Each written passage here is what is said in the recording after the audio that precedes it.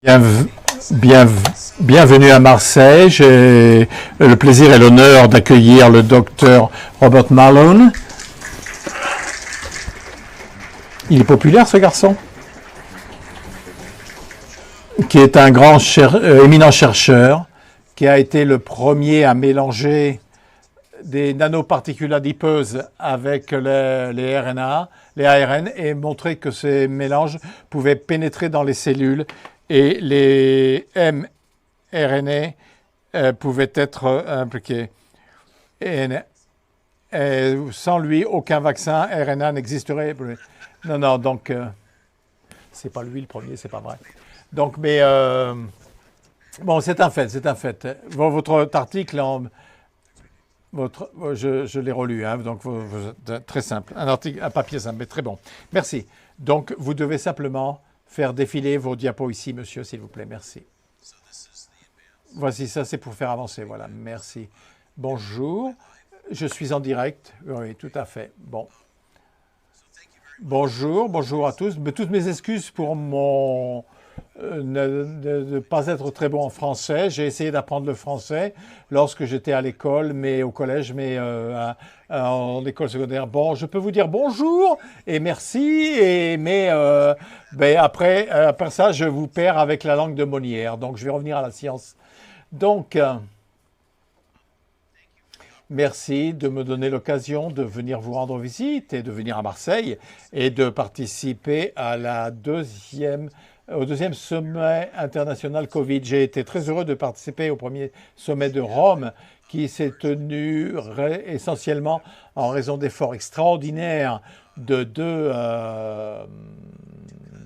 deux cousins, dont l'un vit à Rome et un autre vit à Toronto en fait. Et aucun des deux n'est là aujourd'hui. Et les deux, en fait, ont joué un rôle clé pour permettre la conférence qui se tiendra à Paris dans 2 jours. Lily ne peut pas participer parce que le gouvernement du Canada a une exigence de dire qu'on ne peut pas monter dans un avion sauf si vous êtes vacciné.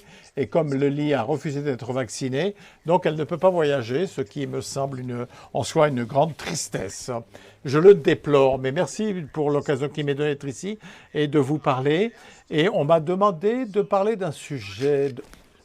Je me suis dit que c'était approprié pour moi de parler des vaccins mRNA et je suis désolé que cet exposé a des composants qui sont pour un public destiné à un public général. L'une des choses l'un des problèmes que nous rencontrons, c'est que il y a cette peur, en fait, cette peur permanente dans la population, et peut-être que ça a été promu, ça a été promu par différents gouvernements, on va t'en savoir, mais une partie de cette peur, c'est la peur de l'inconnu, des technologies des vaccins mRNA, souvent est considéré comme si c'était quelque chose de un peu intimidant, et c'est difficile pour le béotien de comprendre.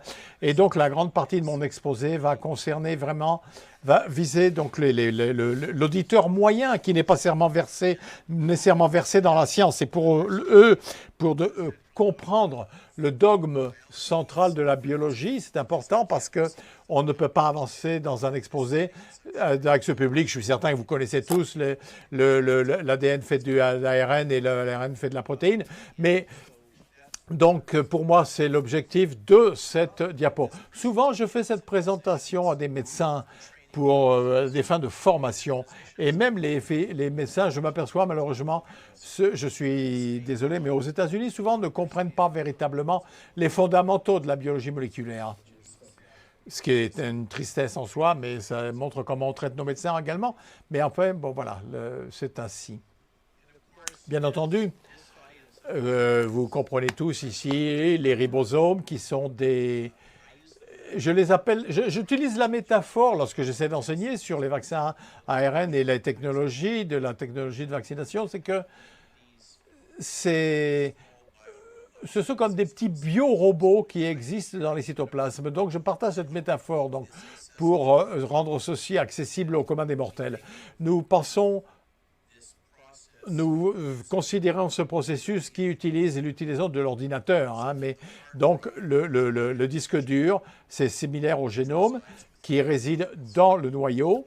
Et ensuite, ce disque dur transmet des informations à l'appareil général de la cellule par de l'ARN qu'on appelle l'ARN messager, parce que les gens ne comprennent pas que cette mRNA AM est un acronyme pour les acides ribonucléiques. Je dois expliquer tout ceci et que ce message, ce signal en fait, qui est un petit peu comme une carte perforée pour les gens de ma génération qui réfléchissent aux cartes perforées.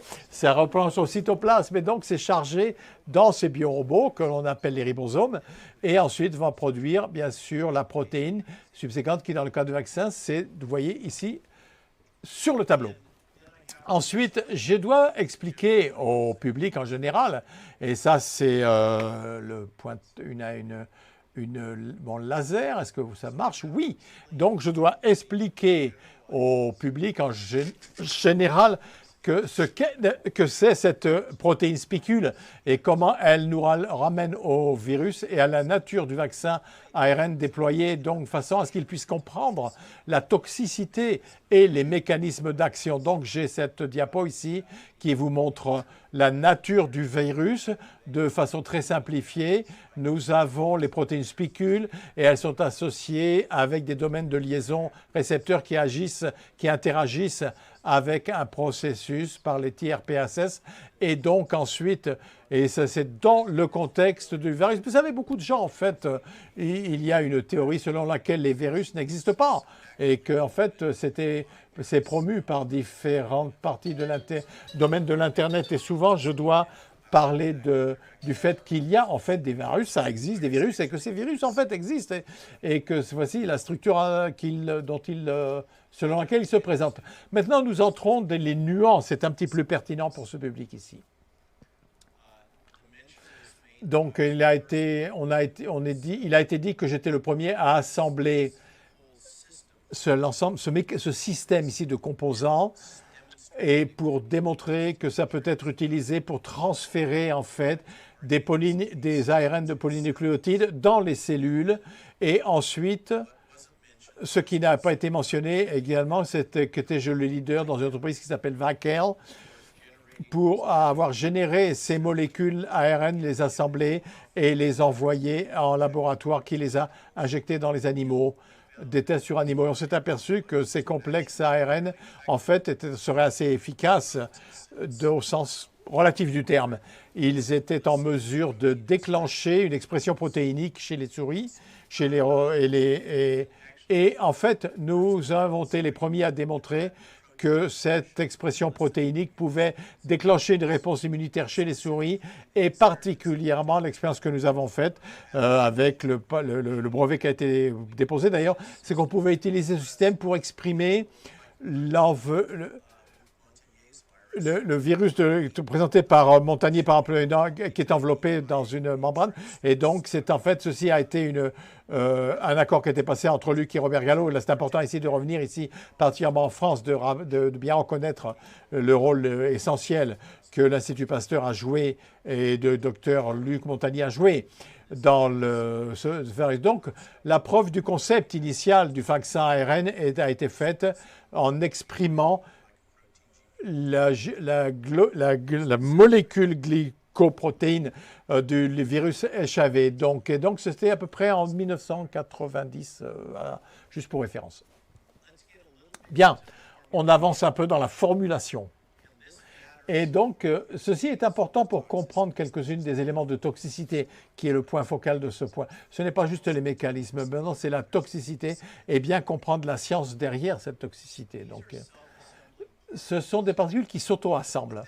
Cela veut dire que les polynucléotides sont un polyion. C'est une longue chaîne de poly. Et en fait, ces lipides sont en fait chargés positivement, comme vous pouvez voir ici, ils ont une charge positive, pardon, ils sont ionisables et donc ils ont une moyenne tertiaire, c'est-à-dire qu'il leur permet d'être sensibles au pH en fonction de leur charge, alors que le composé sur lequel je travaille à la fin des années 90 et 80 et 90 dans mon laboratoire était en fait quaternaire, c'est-à-dire qu'ils étaient tout le temps positifs en charge, quel que soit l'environnement pH. Et donc cette migration en tertiaire était important, ça permettait au niveau d'activité qui sont observés notamment et dans les groupes, un groupe à l'Université de British Columbia, par exemple, avait commercialisé ceci de différentes façons. Et ça, ils méritent les crédits pour la migration des structures moyennes tertiaires. Et vous pouvez noter que les chaînes latérales sur ces lipides ici, donc, ont des différentes structures et certains de ces ne sont pas métabolisables et d'autres peuvent être hydrolysés ou métabolisés au sein de la cellule. C'est important ici en termes de compréhension de la toxicité et de la persistance de ces molécules. Il faut bien comprendre que nos cellules, normalement, ne disposent pas d'un composant lipide chargé canonique chargé positif. Donc, ces lipides canoniques fusogéniques se placent en fait des nouveaux lipides qui sont insérés dans les membranes cellulaires et ces lipides ensuite transportent une caractéristique que la membrane cellulaire n'a pas, qui est bien sûr la charge positive. Mais le problème ici que Phil avait identifié et le groupe de Syntex a résolu, c'était un problème depuis très longtemps. Je collaborais avec Judy White à UCSF, qui a été l'un des scientifiques liposomiques sur les liposomes, un laboratoire extrêmement agressif, productif à UCSF, qui travaillait sur les liposomes, donc classiques. Et donc, pour piéger les nucléotides, les polynucléotides dans les liposomes classiques. Et ça s'est révélé totalement inefficace, ce processus. Donc, en fait, donc l'histoire que Phil Felder, pour laquelle on lui accorde la découverte et originale de cette formulation ici, des lipides canoniques, donc il me les a partagés il y a longtemps, en 88-89, c'était que, et en fait, il travaillait sur le développement de lipides qui pourraient changer la charge de la membrane sur les neuromembranes, sur les membranes neurocellulaires. Et donc, c'était des lipides qui pouvaient être placés sur les membranes nerveuses cellulaires et qui changeraient la charge. Et ça pose la question essentiellement sur la neurobiologie. Ça questionne la neurobiologie et les rotations. Donc ça, c'est...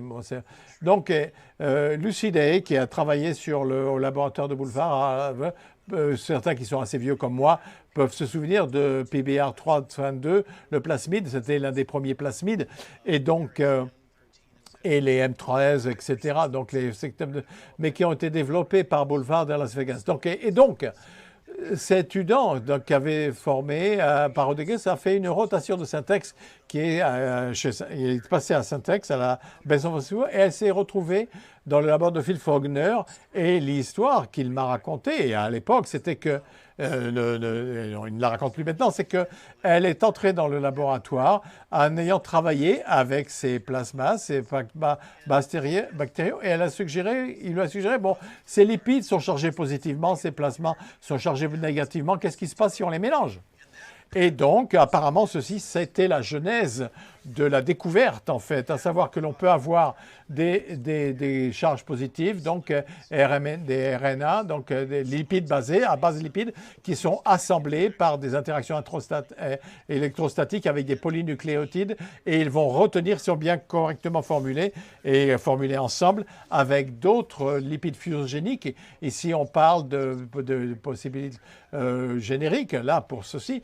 Et donc, tel que le DOP, dialophosphotilamide, cela veut dire que tous les autres lipides qui sont fusogéniques, et donc, ils vont entraîner ces nucléotides qui vont glisser dans les cellules si on fait un assemblage spontané. Et ce qui est très bien à ce niveau-là, c'est qu'avec la technologie liposome classique, on se retrouve à jeter 90 et plus % des polynucléotides parce que le système de piégeage est extrêmement coûteux parce que, bien sûr, les polynucléotides sont très coûteux à fabriquer.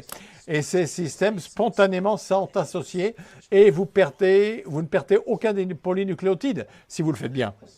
Donc ça, c'était la découverte brillante à ce niveau-là, donc qui a lancé tout le mécanisme. Malheureusement, Syntex a essayé de faire fonctionner l'ARN, et donc ce qu'il n'avait pas fait, c'est tout le travail que j'avais fait avant pour comprendre l'importance de la structure de l'ARN pour permettre à des grandes quantités d'ARN pour être fabriquées en utilisant des nouvelles bactéries, ce nouvel enzyme qui était disponible, c'était qu'on appelait le T7 ARN et qui est plus efficient. Et donc, il y avait d'autres sources de cap analogues qui pouvaient être incorporées. Et moi, j'étais conscient de l'importance des régions 38 et pour être certain que l'ARN était correctement traduit. Et donc, j'ai utilisé les éléments de Zelepis levis, de l'ARN très stable, et donc l'importance des polyatels pour assurer la stabilité. Le groupe Syntex n'était pas conscient de cela et n'avait pas développé la fabrication et ni le procédé de fabrication pour de la synthèse d'ARN à grande échelle qui nous suit aujourd'hui. Mon ami qui fait ceci pour Egeldevon, ils utilisent toujours les polymérases ARN T64, donc avec les mêmes process, mais simplement à une plus grosse échelle. Donc, ceci est encore une fois, je suppose que c'est le groupe à l'Université de Colombie est en train de se battre pour savoir qui possède la base, le brevet. Mais ça, ce sont la structure fondamentale des nanoparticules lipides qui sont générées. Et je pense que celui-ci et celle-ci sont les plus représentatifs, à mon avis.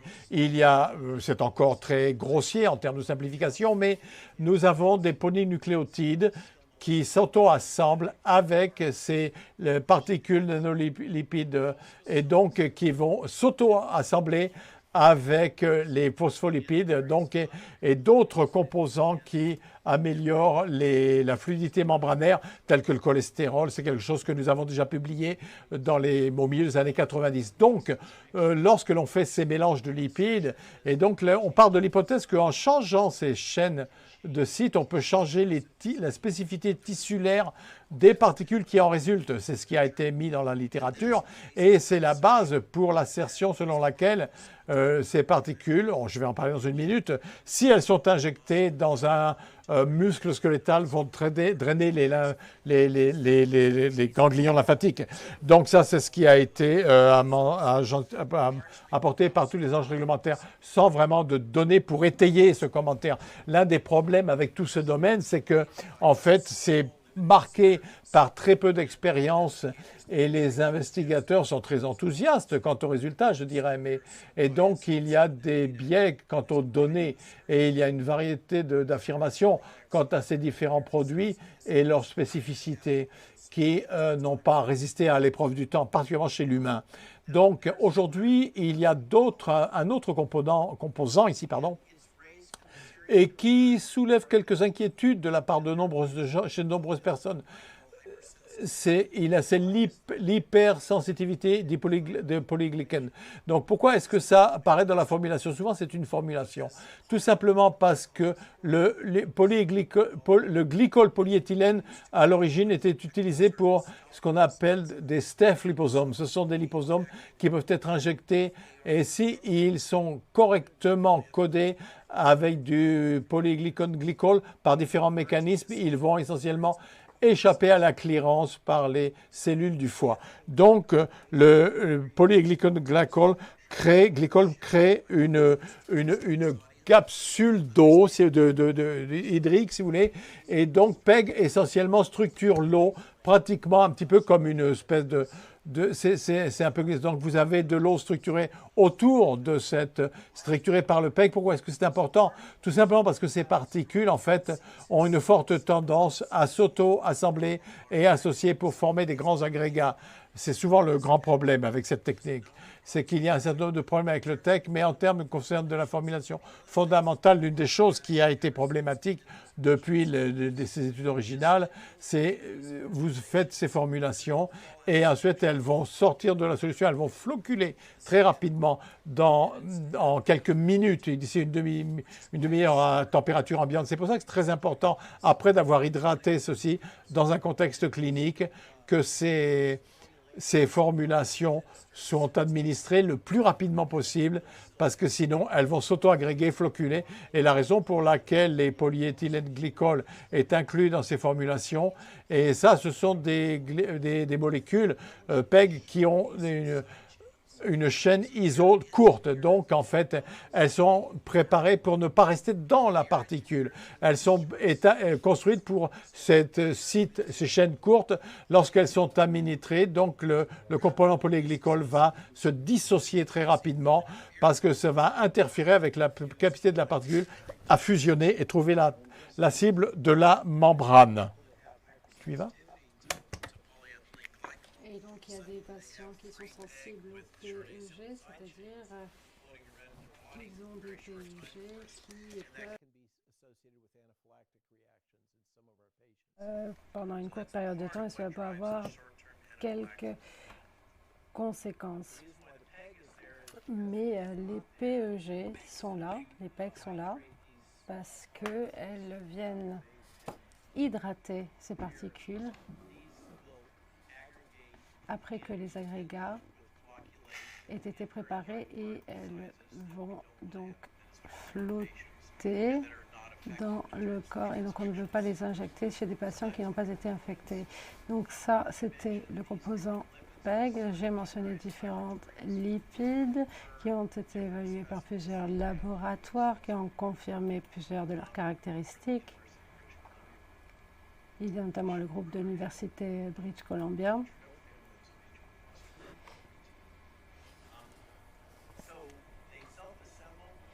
Ces molécules vont s'auto-assembler. Voici un schéma simplificatif, mais maintenant nous comprenons la relation entre l'ARN et les particules avec lesquelles ils s'auto-ensemble, ainsi que d'autres composants qui rentrent dans la formule finale.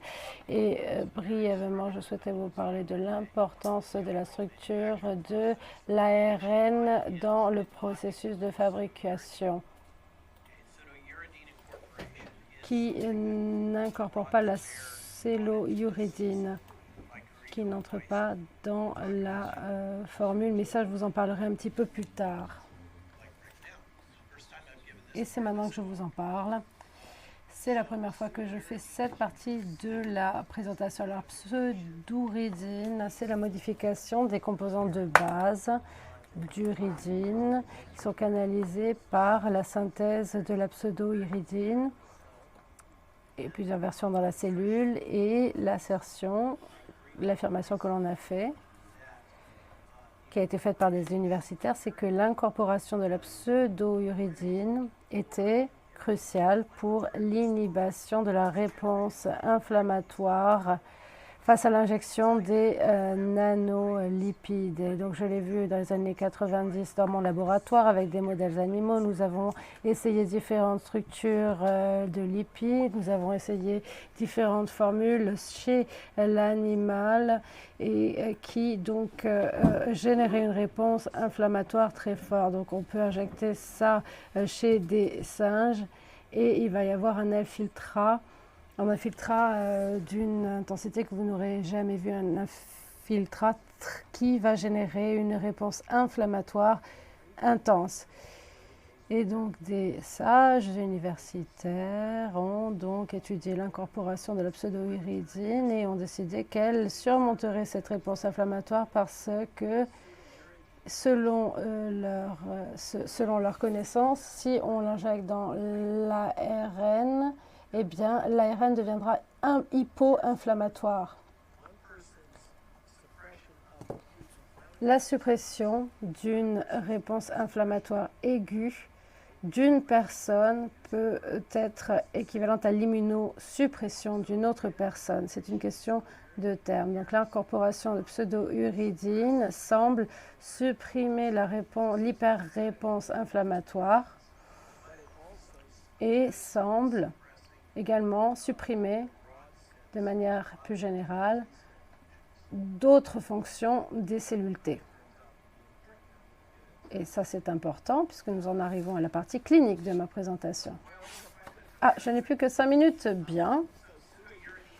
Alors, voici quelques informations sur la pseudo-uridine qui peut contrôler le métabolisme de l'ARN et il semblerait affecter plusieurs fonctions de l'ARN et elle supprime les réponses qui sont associées avec des réponses inflammatoires d'adaptation. Et cela nous mène à cette observation, donc le syndrome d'immunodéficience de SIDA, qui est donc associé avec des vaccinations multiples. Et ce syndrome, donc quelquefois on a du mal à comprendre cette idée. Donc le syndrome du SIDA est perçu comme étant la même chose que le HIV, alors que non, c'est un syndrome d'immunodéficience acquise.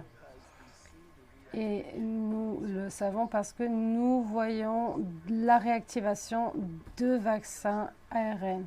Et il y a eu également de plus en plus d'accidents liés au cancer avec aussi le niveau d'intensité des cancers qui change. Donc et donc, il va y avoir un drainage des nœuds lymphatiques et nous savons que malheureusement, ce ne sont pas des phénomènes qui sont restreints, ce sont des phénomènes qui vont aller dans le corps entier et il y a une accumulation de lipides dans les ovaires, entre autres. Voici un article. C'est un article clé qui regroupe plusieurs observations. Nous avons des niveaux plus élevés de protéines spike dans le corps après la vaccination avec des niveaux systémiques de la protéine spike. Mais cela persiste dans le temps, contrairement à une infection naturelle. Et ce qui est très surprenant pour moi avec cet article, c'est qu'il ne s'agit pas d'une expérience avec sur la base de la culture cellulaire. Ce sont des études qui ont été menées chez l'humain après l'injection de ARN messager et l'ARN est resté dans le corps des patients pendant plus de 15 jours. Et nous savons que la pseudo-uridine doit être contrôlée de manière étroite dans la cellule puisque cela vient stabiliser l'ARN. Donc ce que nous faisons, c'est que nous incorporons de la pseudo-uridine dans l'ARN et cela génère un ARN à longue vie qui ne se dégrade pas de manière normale et qui s'associe à un fort niveau de protéines spike. Alors je n'ai plus le temps. Vous connaissez tous les bases de l'immunologie et de l'activation. Vous savez ce qui se passe. Donc voici, vous comprenez tout ce qui se passe dans cette présentation. Ce qui est très important, c'est la réaction des cellules mémoire. Alors, je ne connais aucune donnée qui vient valider l'hypothèse des des anticorps neutralisants pour ce vaccin. La protéine Spike, selon moi, a été créée dans le laboratoire de Wuhan, à l'exception de 2 mutations dans une région spécifique. Mais selon moi, cette diapo vise à vous informer de la taille, à vous montrer la taille de la protéine Spike par rapport aux anticorps et de l'importance des anticorps et de leur mécanisme de blocage. Et maintenant, parlons des cellules T. Nous avons tous été soumis au virus et il y a donc la réponse des cellules T qui peuvent être réactivées. Donc c'est là que La réponse immunitaire peut revenir en l'espace de 14 jours.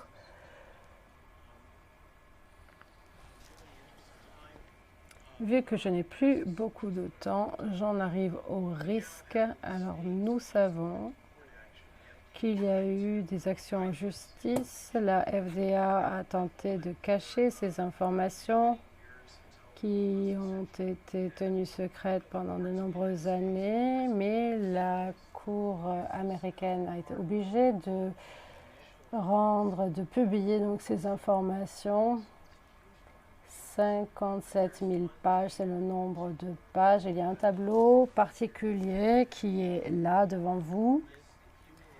C'est la liste cumulative d'effets secondaires qui ont été relevés dans une opération post-mise sur le marché. Donc voici, vous avez une liste d'effets secondaires. Alors je vais être bref. Quels sont les effets secondaires associés à ces vaccins? Donc voici page 1, 2, 3, 4, 5, 6, 7, 8 et 9. Donc il y a 9 pages d'effets secondaires pour ce vaccin et on nous a dit que ces vaccins étaient pourtant sûrs et efficaces. Alors je n'ai plus beaucoup de temps. Je vous remercie. Je m'excuse d'avoir dépassé le temps qui m'était imparti, mais j'espère que vous avez tous compris les bases de ce vaccin. Et donc, il y a un aspect qui a été négligé, c'est l'importance de la pseudoïridine dans plusieurs des phénomènes que j'ai mentionnés, comme l'immunodésuppression. Et cela va à l'encontre des affirmations de l'industrie pharmaceutique qui disait que ces éléments restaient dans le corps des patients que pour quelques heures. C'est faux. Merci.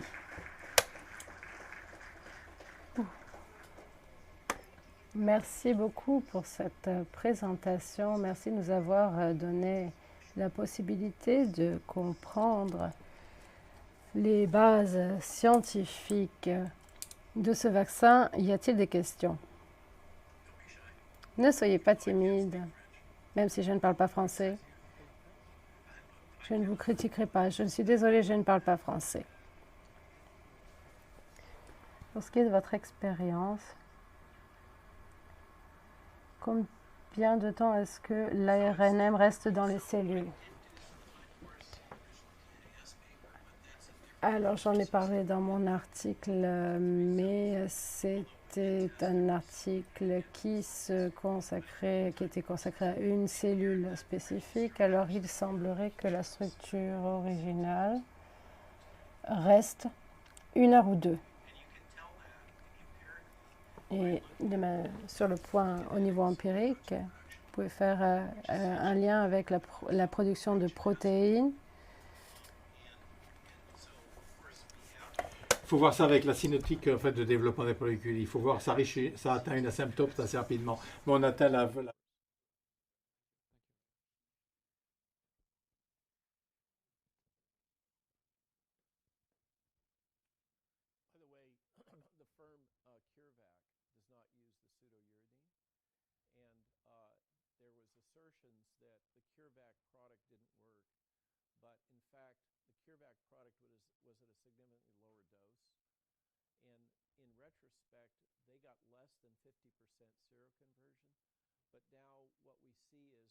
c'est que avec les données qui ressortent, mais notamment avec la pseudo-uridine, en fait, ce n'est pas aussi fort que cela.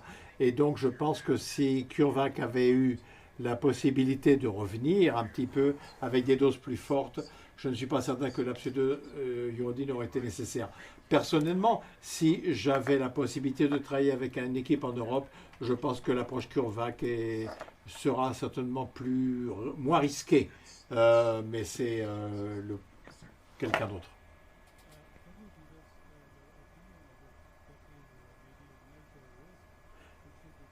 Votre point de vue, le risque majeur, c'est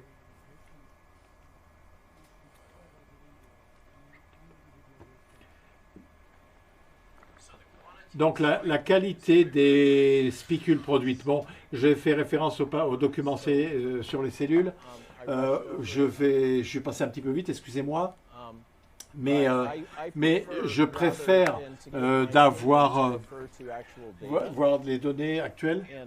Et donc, il s'agit là de données sur les niveaux de protéines spike spicules qui ont été développés donc, sur 90% des vaccinés avec 60 picogrammes par millilitre. Donc 60% au 7e jour, donc avec, vous voyez, les valeurs en picogrammes. Donc quand je regarde les valeurs, vous voyez, donc 1 à 7, et donc c'est bien sûr dans le temps, mais chez les humains, à la fois des plasmas ou des échantillons dans le prélèvement dans les poumons. Il y a une publication précédente un hôpital de femmes donc, qui a regardé l'évolution temporelle sur ces vaccins. Donc j'ai fait les calculs. Moi j'ai été stupéfait par le niveau de protéines spicules. Vous voyez, c'est au niveau picogramme, mais si pour quelqu'un qui a passé une grande partie de leur vie à travailler sur ces systèmes pour arriver à ce niveau d'expression chez un mammifère, en se souvenant que se détectent les 3 protéines. Et donc, vous avez des spicules qui sont associées aux cellules intracellulaires, des liaisons en OS2, etc.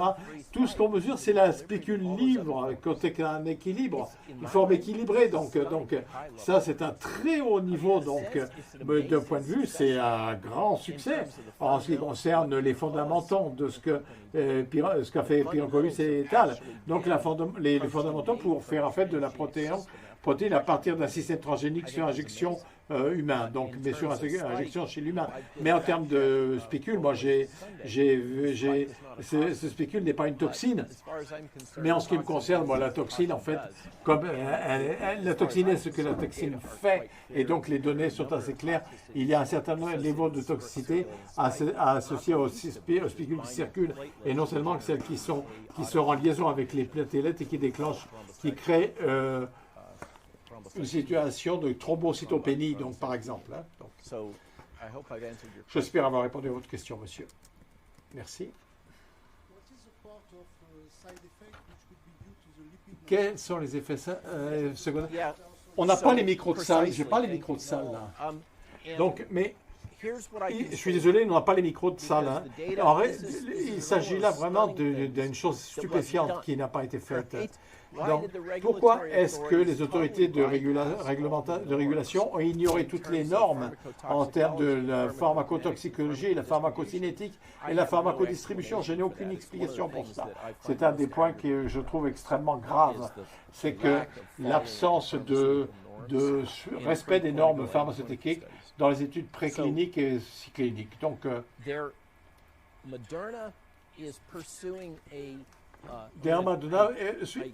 je vais essayer de rester avec les données, mais je dois raconter des histoires parce que je vous donne les contextes liés aux données et je parle trop. Mais Moderna développe un vaccin base ARN donc, qui est basé sur un produit vaccin grippe. Donc, il voudrait développer un produit de vaccin contre les grippes. J'ai couru après ça toute ma carrière, moi. Bon, bonne chance, amusez-vous bien. Mais ils ont fourni des données de leur essai clinique phase 1, et je n'ai pas ces données ici, mais je les ai présentées ailleurs. Ils ont fourni des données sur les toxicités en essai clinique phase 1 de leur vaccin base ARN contre la grippe. Ils ont donné ceci à leurs actionnaires. Mais j'avais un participant qui nous envoyait ces diapos, heureusement un actionnaire. Mais au niveau 100 microgrammes, c'est la dose qu'ils utilisent avec nous, donc que j'ai prise, moi, avec les effets indésirables, avec Moderna, pour Moderna, pour le...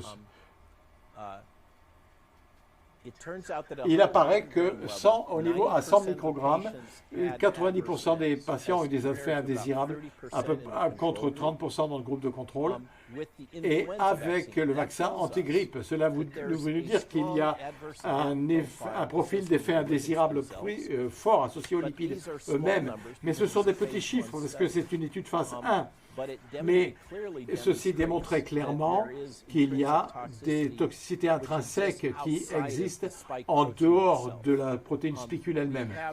Nous avons on a éliminé les données de biodistribution non GOP, donc des documents techniques Pfizer que Varian et Bridle ont obtenus des Japonais, qui démontrent cette étrange distribution des lipides, y compris dans les ovaires.